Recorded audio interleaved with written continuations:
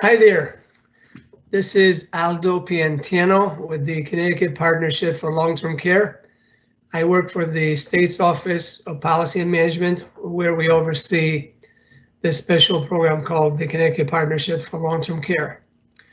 In the next 30 minutes or so, I will go over frequently asked questions about the partnership. And if you haven't seen our video on our partnership website, when you have a chance, please do, as it includes a very informative overview of the Connecticut Partnership Program and related issues. So today we're going to talk about long-term care, the need, insurance, government programs. Also, I'll talk about the special aspect of the partnership program called Medicaid Asset Protection. I will address questions about insurance claims, insurance premium rate issues, how to obtain a quote, and also assistance that is available in case somebody needs help. All right, so do we really need long-term care insurance? What is the risk of needing long-term care? Basically, the older we get, the greater the chance of needing long-term care. But reality is that long-term care can be needed at any age. Unfortunately, car accidents, long-lasting disease or disability, you have MS, Parkinson's, dementia, heart attacks, things that happen at a younger age. We just don't know what's around the corner, so it's good to protect ourselves should we need long-term care in the future. If we live to age 65, close to 50% of us will need some level of long-term care. And women are at greater risk because women live longer. So the longer you live, the greater the chance of needing some level of long-term care.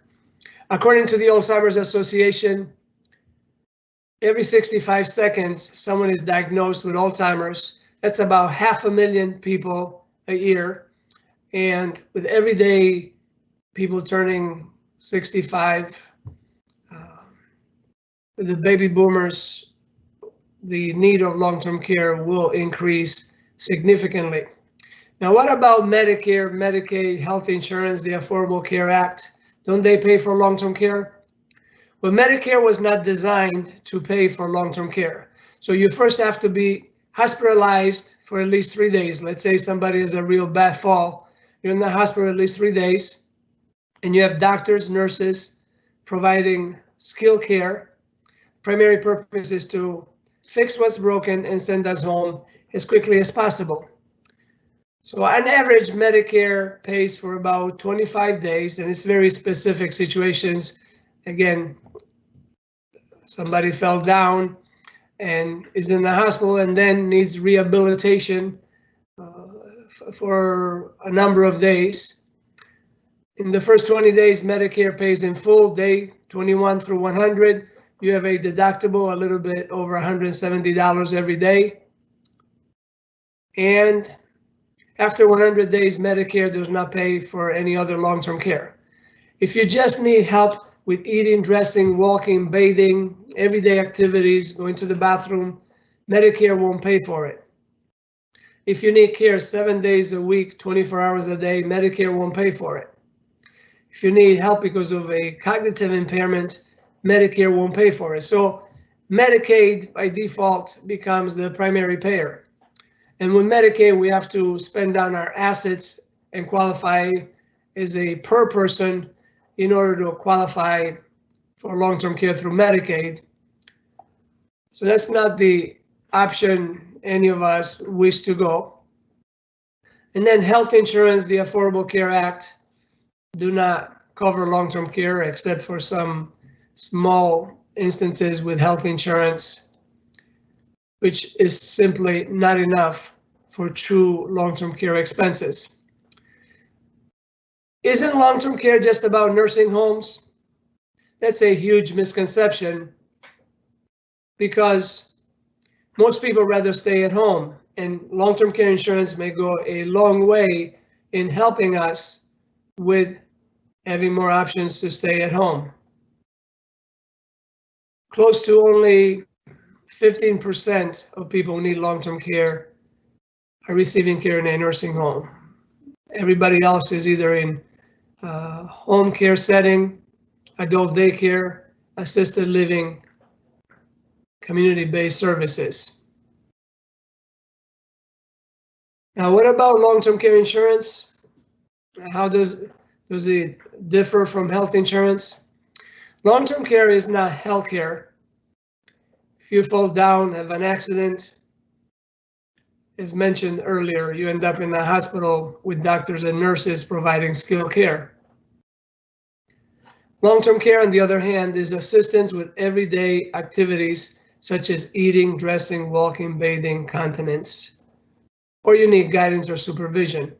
So many people buy long-term care insurance to help protect their assets and also to give them a lot more options when it comes to receiving care. What is the best time to purchase a long-term care policy? And the answer is always the sooner the better. The more we wait, the older we are, the greater the possibility of having health conditions, and we may become uninsurable, or it may cost us a lot more. Where if we buy at a younger age, the average buyer is age 57 with the partnership. We have protection for an extended period of time, and also our policies have more time to grow with inflation protection, so that hopefully in the future we don't have any out-of-pocket expense or minimize what our pocket expenses out of pocket would be. Are there premium rate discounts when you buy a policy? Always ask the insurance company. You might be able to take advantage of a 30% discount if both you and your wife apply and are accepted. If only one spouse is issued a policy and the other one is denied, you may still be able to take advantage of a 15% discount or so. So always ask for discounts. You may be eligible through different associations that you are part of, and it's good to ask. Now, can anyone buy long-term care insurance? And the answer is anyone can apply to buy long-term care insurance. Some people will be denied based on the health conditions they have or type of assistance they need. So you have to go through underwriting, and insurance companies vary on age. For example, you may be able to buy a policy in your 80s with a certain insurance company, but not so with another insurance company. On our Connecticut Partnership website is a report called the Policy Comparisons Report, and that tells you the age limits for each insurance company. What are the typical decisions that a buyer has to make when buying a policy? Well, we choose the pool of money, the lifetime maximum, how long we want the insurance company to pay benefits for. For example, 1 year, 2 years, 3, 5 years. We also choose the daily benefit amount, or weekly or monthly. So a daily benefit would be a cap on how much the insurance company would pay on any given day, no more than, for example, $400, $350, $450. And we also have to decide in a elimination period. That's the time in the beginning of your claim that the insurance company is not paying any benefits. Most policyholders choose a 90-day elimination period. Hopefully during that time, Medicare may pay for some of the expenses, maybe your medical plan. But if nobody pays during the elimination period, then you would be responsible for those expenses. Now, all partnership policies since 1992 have required automatic inflation protection. It started out at 5% compounded, and we're happy to see that there's also another option at 3%. So you can go as low as 3% compounded automatic inflation protection, and you will still have a partnership policy. It is up to the insurance company, and I'll tell you later how you can reach them. What happens if the insurance company goes bankrupt? What happens to your policy? In Connecticut, we have a fund which is established to help pay should an insurance company go belly up. Now, let me just clarify, there's not a fund sitting there, but you have the Guarantee Life and Health Association, which insurance companies that sell health policies in Connecticut, and long-term care falls under health. If an insurance company should go belly up, then those insurance companies are required to help pay for the long-term care claims, and each insured is guaranteed long-term care payments up to $500,000. Now, if your policy has a pool of money of $300,000, then the guarantee fund would pay $300,000. If your policy has $500,000, the policy would pay $500,000. The guarantee fund would pay $500,000. And if the policy was worth $700,000 as far as the pool of money, then the guarantee fund would only pay $500,000. Are there pre-existing conditions in place when applying for a policy? Although you don't have specific pre-existing conditions listed with all policies, and insurance companies may vary, the bottom line is that when we answer questions on the underwriting form, if we need help with getting dressed, going up and down the stairs, eating, going to the bathroom, if we need help with the activities of everyday living, or we need guidance or supervision because we're constantly forgetful or there's the beginning of a cognitive impairment, obviously the insurance companies don't want to find themselves in a situation where they take, for example, $2,000 and then they have to pay $200,000 in claims. Therefore, if we have certain conditions like MS, Parkinson's, dementia, some physical impairment or cognitive impairment, that will prevent us most likely from getting an insurance policy. But you can talk to the insurance company and confidentially explain your situation, and they will tell you if it's a good idea for apply for coverage or not. Are there exclusions that allow the insurance company not to pay benefits? As long as you have been honest on the underwriting form and you have pretty much listed all and any conditions, health conditions that may impact you, the insurance company cannot go back 6 months later, a year later and say, oh, well, you had this condition and that condition, we will not pay for insurance benefits. As long as you're truthful on the underwriting form, then insurance benefits will be paid based on the trigger of the policy. If someone needs long-term care due to mental and nervous disorders, are insurance benefits paid? With partnership policies, the answer is yes. There is no exclusion for mental and nervous disorders. But if you're considering a non-partnership policy, which they're available in Connecticut, just double check if they have an exclusion for mental and nervous disorders, because otherwise you will get claims denied if it applied. The Connecticut Partnership for Long-Term Care.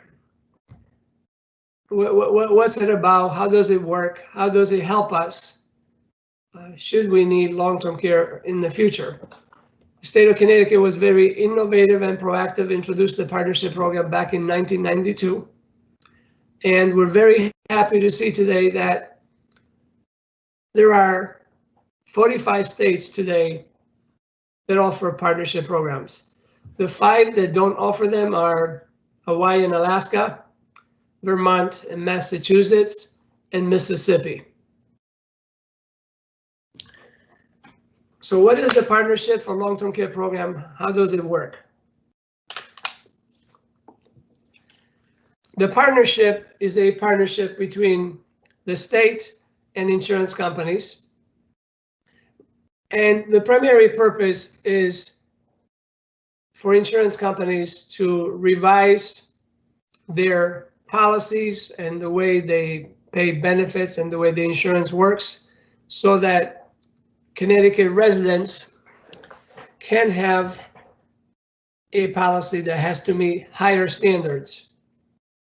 In the end, you're still buying a policy like any other insurance policy, whether you're buying homeowners or automobile insurance.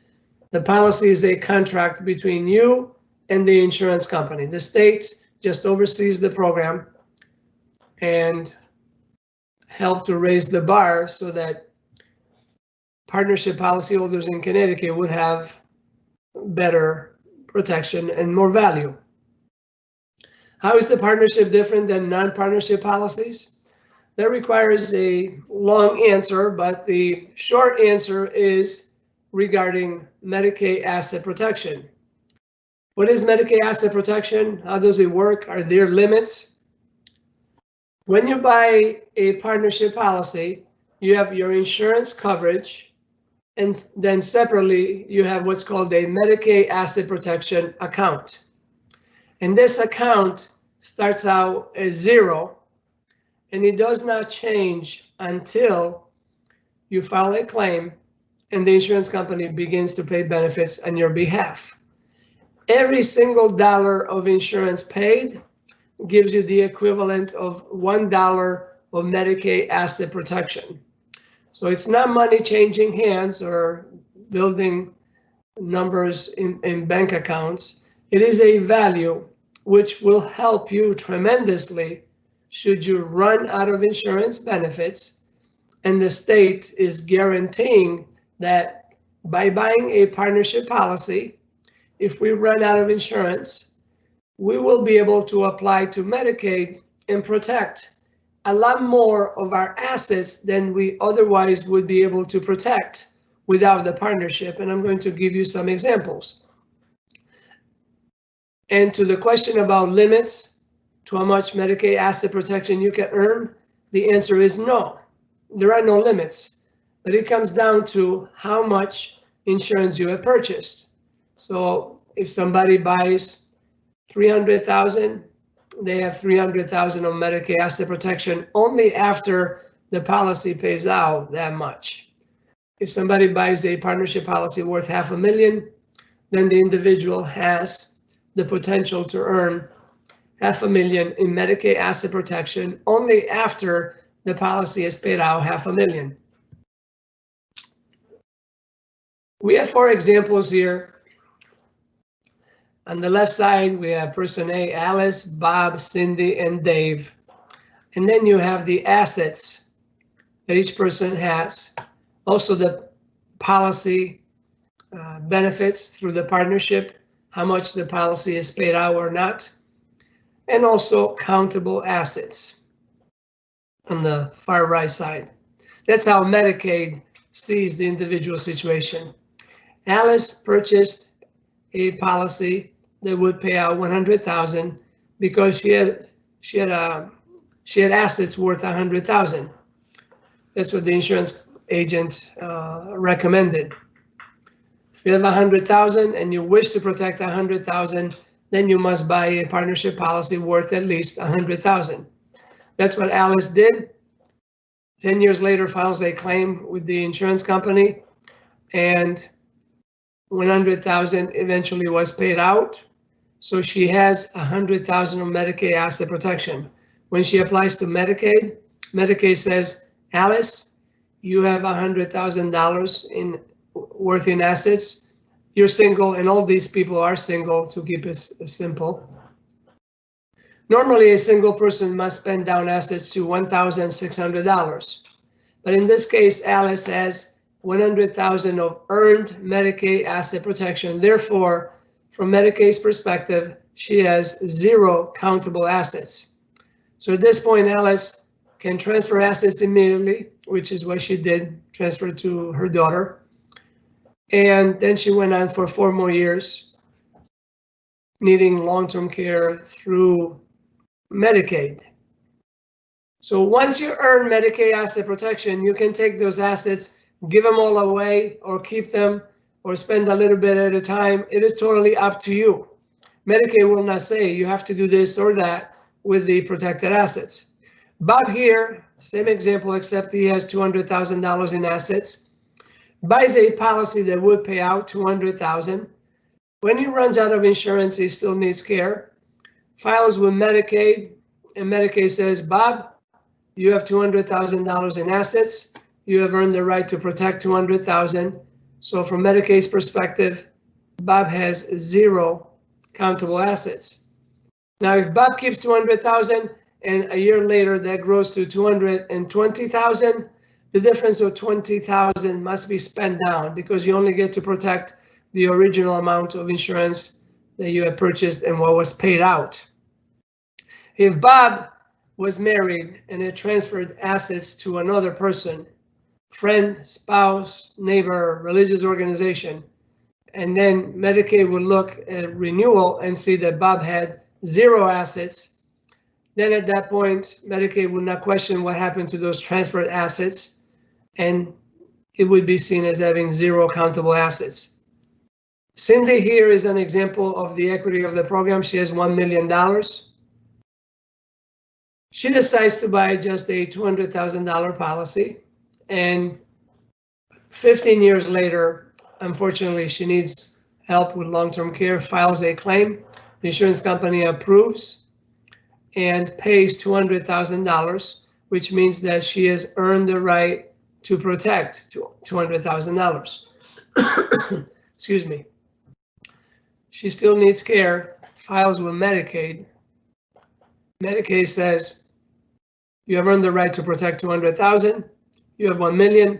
The difference of $800,000 is what you have to spend down to $1,600 in order to qualify for Medicaid.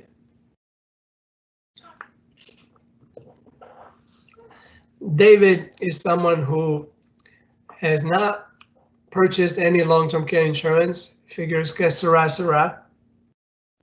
Or, unfortunately for Dave, he met with an insurance agent who was not certified to sell partnership policies and therefore sold a non-partnership policy worth $200,000. 5 years later, David, with a non-partnership policy, files a claim, runs out of insurance, still needs insurance, applies to Medicaid. Medicaid says, David, you have assets worth $200,000. You're a single person in Connecticut. You must spend down those assets to $1,600 because David has no Medicaid asset protection since he had purchased a non-partnership policy. So only partnership policies can have Medicaid asset protection by state law. So why should you buy a partnership policy instead of a non-partnership policy? One of the major reasons I just talked about is you have Medicaid asset protection. You're guaranteed by the state that if you run out of insurance, you will have a certain amount of extra assets to protect should you need long-term care and apply to Medicaid. And Medicaid has services through nursing homes, but also home care programs that you may be eligible for when you apply to Medicaid. Are partnership policies more expensive than non-partnership policies? If you are considering a partnership quote and a non-partnership quote from the same insurance company, then the premium is exactly the same. Therefore, if you're comparing apples to apples, you're not paying one extra penny for partnership policies. This is not something the insurance company is building in with the policy. It's something that the state of Connecticut does for us to give us extra incentive to consider selecting a partnership policy. Can you convert your non-partnership policy to a partnership policy? And the answer is, it is up to the insurance company to make that decision.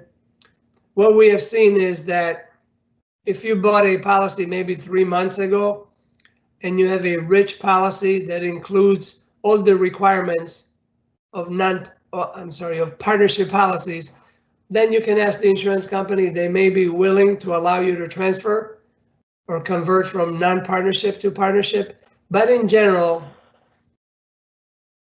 partnership and non-partnership policies are not the same. There may be different levels of benefits. And especially if you purchase your non-partnership policy some time ago, chances are that the insurance company will not allow you to convert from non-partnership to partnership. So it's important to make a good decision right from the beginning, so you don't have to make changes later. That doesn't mean that people have not bought real good non-partnership policies, but it's up to you and your insurance agent to figure out what to include with your policy, whichever you purchase.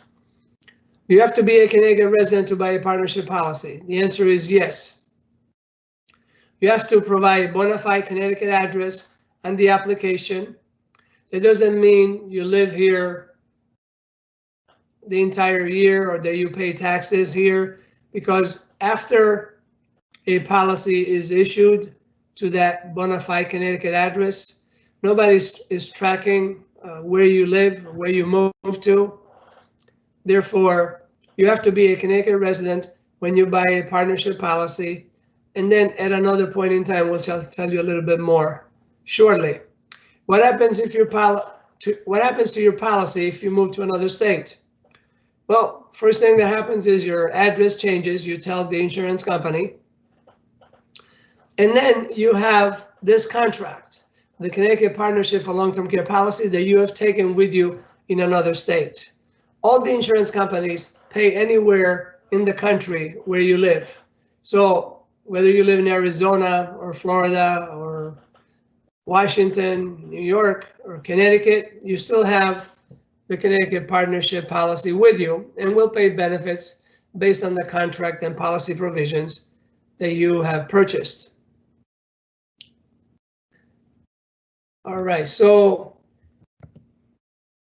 I will talk a little bit more later about reciprocity, which is an issue to think about when we have moved to another state. As far as submitting claims, what must happen for the insurance benefits to be paid? In general, most insurance policies pay benefits if you need assistance with 2 of 6 activities of daily living. So if you need help, for example, with bathing and dressing, or bathing and continence, so you have bathing, continence, dressing, eating, toileting, transferring. If you need help with 2 out of 6 activities of daily living, then the insurance benefits would be triggered. Also, if you need guidance or supervision because you have a cognitive impairment, you may leave the stove on, creating danger for yourself and others, or you may wander 3 o'clock in the morning, dressing properly, creating more risk for yourself and others again.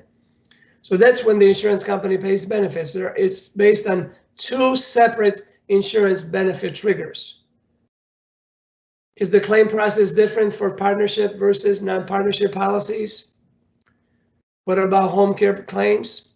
So one major difference between partnership and non-partnership policies as far as the claim process is concerned, if you're going to receive care at home with a partnership policy, it is required for the insurance company to send to your house a care manager, which comes from what's called an access agency, and these agencies are all over the country. They have people that can help in different parts of the country. These are nurses or social workers. One of these individuals meets with you and the family. The primary purpose is to assess the situation, how you can stay at home as safe as possible, what services you may need in order to stay at home. And by state law, they have to develop a customized plan of care and give you a copy in their professional opinion to establish what care you will need. Now, they're not there to tell you you must do this, this, or that. It's not managed care. The primary purpose of the care manager is to assess the situation, write the comprehensive report, state what needs to happen for you to stay at home as much as possible, what services may be needed. In the end, you choose how you wish to spend your benefit dollars. Now, if desired by the policyholder and or the family, the care manager can help you find services that are needed for the particular situation. And also, again, it's optional. You can have the care manager check in with you periodically to make sure that the care that is needed is being provided. So the care manager can monitor services provided if requested. What about the cost of insurance? What factors impact cost? How much does long-term care insurance cost? All right, so obviously, the richer the insurance is that you purchase, then the more cost is added to it. So you make decisions on how much is the lifetime maximum, also called pool of money. Do you wish to have $200,000, $100,000, $300,000, $350,000, $400,000? It is up to you. And all the insurance benefits have an impact on the rates. Whether you're male or female have an impact on the rates. Your age is also very important.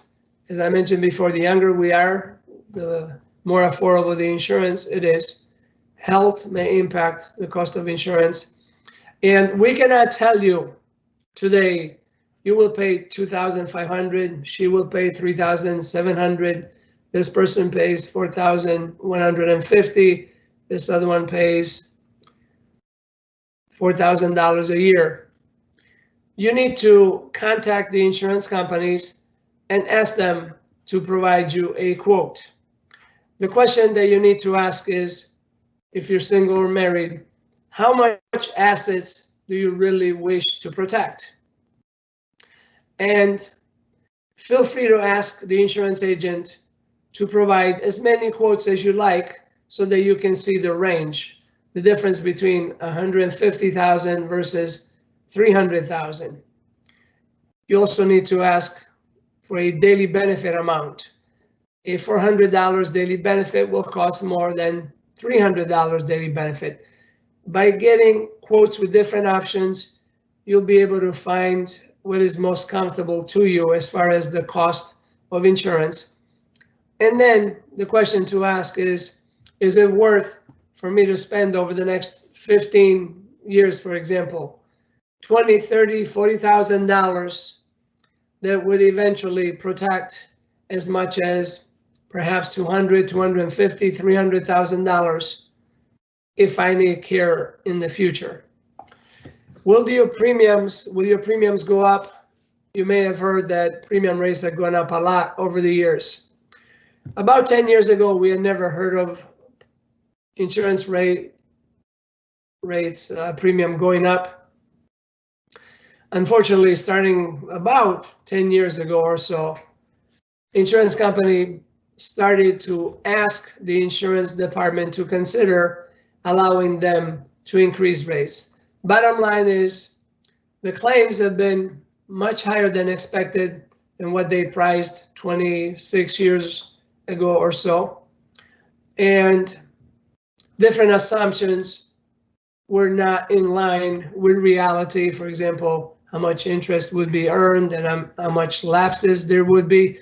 So the bottom line is the state of Connecticut requires insurance companies to set aside 60 cents out of a dollar to help pay for present and future claims.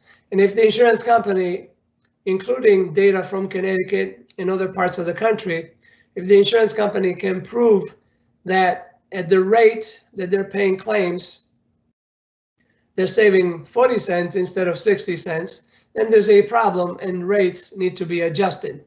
The good news is that today's rates incorporate a lot more learning that results from the last 26 years or so that 26, 28 years ago they did not have. So we hope the rates of today that you see are more stable than they were many years ago. But in the end, it's important for you to understand that rates can go up. We just don't know. Now, for how long do you pay premium rates? The same as homeowners and automobile insurance. As long as we want insurance, we pay every year. One thing to remember is that when we file a claim and we qualify for claims, then we're in premium waiver mode. In other words, insurance benefits are being paid. The inflation protection is applied where both your daily benefit and your pool of money increase each year. And you don't pay any premium.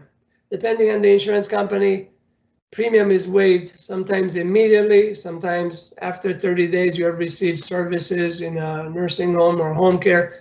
So you can ask the insurance company if you wish to know exactly when the waiver of premium goes into effect. All right, who do you contact to obtain a quote? How do you reach an insurance agent or insurance company to get a quote? If you like, ask your friends, see if they can recommend somebody, or contact an insurance agent or professional advisor that you've done business with for a long time that you trust. Ask them if they know of an agent who is certified to sell partnership policies.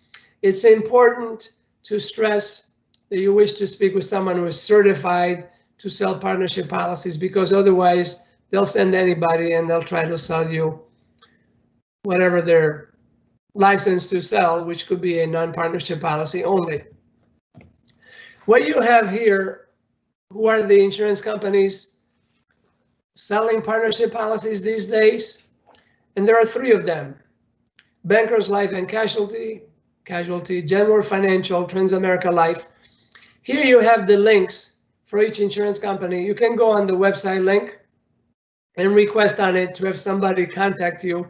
And again, stress out you want it to be somebody who's certified to sell partnership policies. They will have an agent contact you, with the exception of Genworth Financial. You speak with them directly, and they have an internal sales staff at this point, so they'll be able to tell you what the cost of insurance would be. And so there are three. Over the years, we've had around 25 insurance companies, 3 at one point, 4, 6, 5, 7. It's been a different number over the years. Insurance companies follow their business strategy, whatever it is. So just because an insurance company is not listed here that you bought a policy from, that does not mean they don't service the long-term care policy. They are 100% responsible to administer, service, pay claims for the policies. They cannot cancel it as long as you're paying premium. You can also get assistance with questions you may have on the 800-547-3443 number here. You can go to our website and download and print many publications, which are very helpful. As I mentioned earlier, you can also see our partnership overview on our website. Again, if you haven't done so, please do so. And thank you all so much for your attention. Best wishes with everything. Stay well and give us a call if you have other questions.